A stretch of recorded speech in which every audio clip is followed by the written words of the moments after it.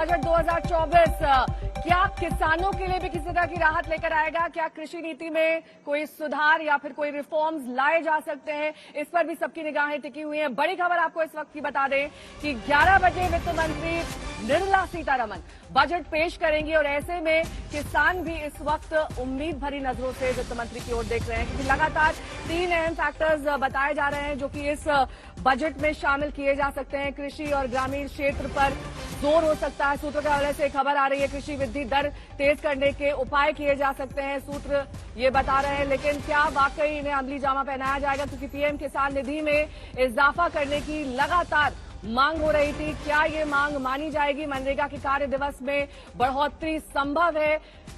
ऐश्वर्या पालीवाल मेरी सहयोगी जुड़ गई हैं तमाम जानकारी के साथ। ऐश्वर्या, किसान एक अहम फैक्टर है, किसानों के लिए क्या राहत मिलेगी? क्योंकि अब चुनाव तो बीत चुका है, वहां पर इस वक्त क्या हलचल आप देख पा रही हैं? वित्त मंत्री लगभग 9:30 बजे के 9 बजे के आसपास निकलेंगी, क्या जानकारी देंगी आप? नहीं, देखिए थोड़ा समय मैं आपको बता दूं, 9:30 बजे नहीं, लगभग अगले 10 से 15 मिनट के अंदर निर्मला सीतारमण जो है वो यहां से निकलेंगी। यहां से निकलकर सीधे नॉर्थ ब्लॉक जाएंगी। नॉर्थ ब्लॉक के अंदर जितने भी डॉक्यूमेंटेशन वगैरह होते हैं उसको एक बार फिर से कंपाइल किया जाता है और फिर वो लोग सब बाहर निकलते हैं। फोटो ऑप होता है लगभग 2 से 3 मिनट का। ना उसी फोटो ऑप में आपको पता चलेगा कि निर्मला सीतारमण का जो बही खाता है वो आज किस रंग का है, क्योंकि जब सबसे पहली बार ये चेंज किया गया था, पेपर से डिजिटल जब किया गया था, तब लाल रंग का बही खाता था और उसी समय निर्मला सीतारमण ने कहा था कि अब से इसको बही खाता कहा जाएगा। आपने किसानों की बात करी, कुछ ना कुछ किसानों के लिए इस बजट में जरूर होगा, क्योंकि देखिए चुनाव भी आने वाले हैं और कहीं ना कहीं हर पॉलिटिकल पार्टी ये सोचती है कि चुनाव से पहले कुछ ना कुछ दिया जाए। तो बहुत बड़ा तो हम उम्मीद नहीं कर रहे हैं, क्योंकि कहीं ना कहीं प्रधानमंत्री नरेंद्र मोदी, भारतीय जनता पार्टी ने मेंटेन किया है कि बहुत ज्यादा देने वाली सरकार ये नहीं है, ये आत्मनिर्भर सरकार है। कोशिश करेंगे कि पॉलिसीज को इस तरीके से बनाया जाए कि आप अपने पैरों पर खड़ा हो सके, और यही कारण है कि फार्मर्स के लिए भी जो भी कुछ सरकार ने किया है वो अलग अलग स्कीम्स के तहत किया है। तो बहुत ज्यादा इस समय उम्मीद नहीं की जा रही है कि कोई स्पेसिफिक पोर्शन जो है किसानों के लिए रखा जाएगा अलग से, कुछ ना कुछ लेकिन किसानों को जरूर दिया जाएगा। एक बार विजुअल्स भी आपको दिखा दूं, हम वित्त मंत्री जो है निर्मला सीतारमण के घर के बाहर खड़े हैं, गाड़ियां लग चुकी हैं और हमें समझ आता है अगले 10 से 15 मिनट के अंदर यहीं से निर्मला सीतारमण निकलेंगी, गाड़ियां निकलेंगी और सीधे वो पहुंच जाएंगी फाइनेंस मिनिस्ट्री। नेहा। सिद्धार्थ भी हमारे साथ स्टूडियो में जुड़े हुए हैं। सिद्धार्थ, किसानों के लिहाज से क्या कुछ कहा जा सकता है, किया जा सकता है? कोई घोषणा, कोई राहत कृषि क्षेत्र में? देखिए, पीएम किसान निधि एक ऐसा विषय है जिसपे इंटरिम बजट से पहले भी और अब मैं मानता हूं कि सबसे ज्यादा एक्सपेक्टेशन है कि जो पैसा किसानों को दिया जा रहा है वो बढ़ाया जाए। अभी 6,000 के बदले उसको 8,000 या 9,000 उसकी वृद्धि हो, ये एक बड़ा विषय है। बाकी कृषि क्षेत्र के लिए एक बड़ी बात है कि पिछले कार्यकाल में एक बहुत बड़ा रिफॉर्म करने का प्रयास किया, उस प्रयास को रोल बैक करना पड़ा। बजट से बाहर निकल के अगर 1 मिनट बात करें तो मेरा मानना है कि शिवराज सिंह चौहान पे बहुत बड़ी एक जिम्मेवारी है और एक्सपेक्टेशन है कि एग्रीकल्चर के लिए एक नई डील प्रपोज करें, क्योंकि कृषि क्षेत्र में बहुत सारी चीजें बताई गई हैं। एलोकेशंस को लेके लगातार हम देखते हैं कि वित्त मंत्री के स्पीच में कई पैराग्राफ डिवोटेड होते हैं इस विषय को, परंतु आप जमीन पे, धरातल पे देखें तो काफी नाराजगी भी है। और हरियाणा, पंजाब का जो एक पॉइंट ऑफ व्यू है फार्मिंग सेक्टर का और हमारे किसान भाइयों का, वो बाकी क्षेत्रों और बाकी प्रांतों के विपरीत है कई प्रकार से। इसलिए एमएसपी की राजनीति जो कृषि पॉलिटिक्स और कृषि पॉलिसी में बहुत आ गई है, कहीं न कहीं सरकार को एमएसपी की पॉलिटिक्स से बियॉन्ड भी प्रयास करना पड़ेगा। इसलिए मैं मानता हूं कि बजट ही नहीं, बजट के बाद लगातार क्या कदम होंगे और शिवराज सिंह चौहान किन किन प्रकार की चीजों पे काम करेंगे, ये बहुत बड़ा एक मुद्दा है। नेहा। ठीक है, विवेक जी के पास मैं आऊंगी।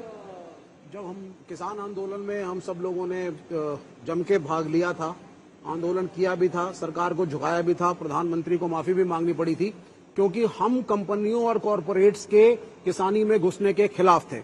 आपको पहले सरकार, इसलिए मैं इसको कंफ्यूज मानता हूं क्योंकि सरकार डिसाइड नहीं कर पा रही है। रिफॉर्म कैसे होगा? नहीं, आप सुनिए, हर चीज एक रिफॉर्म आएगा कैसे? बिल्कुल, अगर आप बदलाव के खिलाफ है तो रिफॉर्म कैसे आएगा? एक बड़ा सवाल है, लेकिन मुझे अपने सहयोगी जितेंद्र बहादुर सिंह का रुख करना होगा।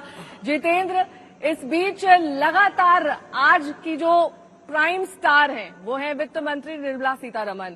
आज का दिन उनके नाम है और क्योंकि ये मोदी सरकार 3.0 का पहला बजट है और लगातार वित्त मंत्री ये बजट पेश करती आ रही है, 7वीं बार आज वो बजट पेश कर रही है, तो क्या 6 बार से अलग हटकर आज 7वां बजट कुछ नया भी लाएगा या फिर उसी ढर्रे पर हम चलने वाले हैं?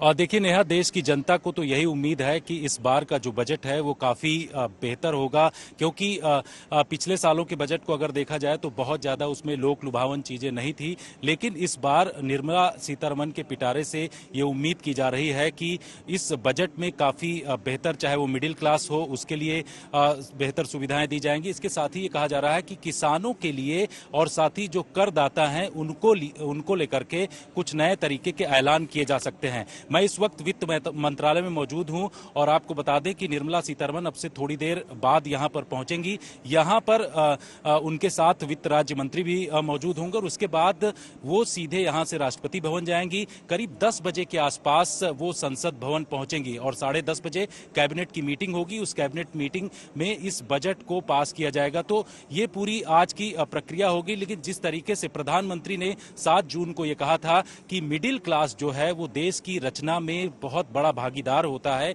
ऐसे में यह माना जा रहा है कि टैक्स स्लैब को लेकर के बहुत सारे परिवर्तन किए जा सकते हैं। टैक्स स्लैब में कुछ चेंजेस किए जा सकते हैं जिससे कि मिडिल क्लास को काफी फायदा होगा। इसके साथ ही ये कहा जा रहा है कि किसान सम्मान निधि जो कि पहले 6,000 रुपए थी, उसमें भी बदलाव किया जा सकता है, उसको बढ़ाया जा सकता है जिससे कि किसानों की स्थिति और बेहतर हो सके, उसको मजबूत किया जाए। इसके साथ ही ये भी इस बजट को लेकर के लोगों की उम्मीद है कि पूंजीगत जो विकास है उसमें किस तरीके से आगे परिवर्तन होगा, उसमें एमएसएमई सेक्टर को लेकर के किस तरीके से कदम बढ़ाया जाएगा। इन तमाम चीजों को लेकर के वित्त मंत्री के पिटारे में ये चीजें होंगी। और जो विपक्षी पार्टियां लगातार इस बात को लेकर के आरोप लगा रही हैं कि बजट में रोजगार को लेकर के व्यवस्था बेहतर होनी चाहिए, क्योंकि पिछले कई सालों से रोजगार की स्थिति बेहतर नहीं रही है। जफर इस्लाम साहब से ले लेते हैं, क्योंकि ये बजट महंगाई को रफ्तार न दे, हवा न दे, अर्थव्यवस्था की रफ्तार बढ़ाए।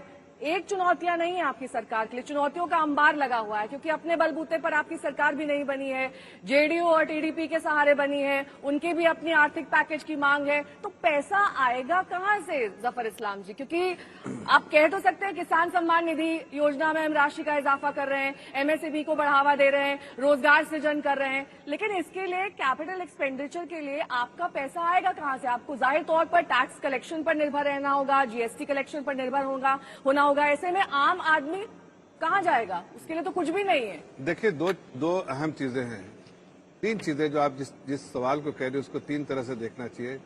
हमारा रेवेन्यू रिसीट बढ़ा है, हमारा रेवेन्यू एक्सपेंडिचर जो है उसको घटाव कर रहे हैं, उसमें तेजी जैसे रहती तो उसमें कमी आई है। रेवेन्यू रिसीट बढ़ा है, उसके 2 अहम फैक्टर्स मैं उस पर आ रहा है, जो फैक्टर्स बाद में आता हूं। उसके अलावा नॉन टैक्स रेवेन्यूज जो है वो बढ़ा है हमारा।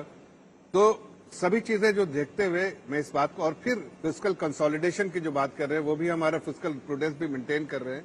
और कैपिटल एक्सपेंडिचर 11 लाख करोड़ से ऊपर हमने पिछले बार किया था, जो कि 3.5% ऑफ जीडीपी थे। ये सारी चीजें को देखते हुए मुझे लगता है कि ये क्यों किया जा रहा था, इसलिए कि 25% जो है, जो इन्वेस्टमेंट का जो 25% जो है कंट्रीब्यूशन, जो 30% कंट्रीब्यूशन रहता है जीडीपी में इन्वेस्टमेंट का, उसका 25% आता है जो पब्लिक सेक्टर जो कैपेक्स होता है उससे। इसलिए उसका रहना जरूरी है, उसमें और बढ़ोतरी होगी, और बढ़ोतरी होती है तो आपको जो इकोनॉमिक एक्टिविटीज रहती है, मैन्युफैक्चरिंग पीएमआई देखते हैं आपको 60 के आसपास है, सर्विसेज सेक्टर में है।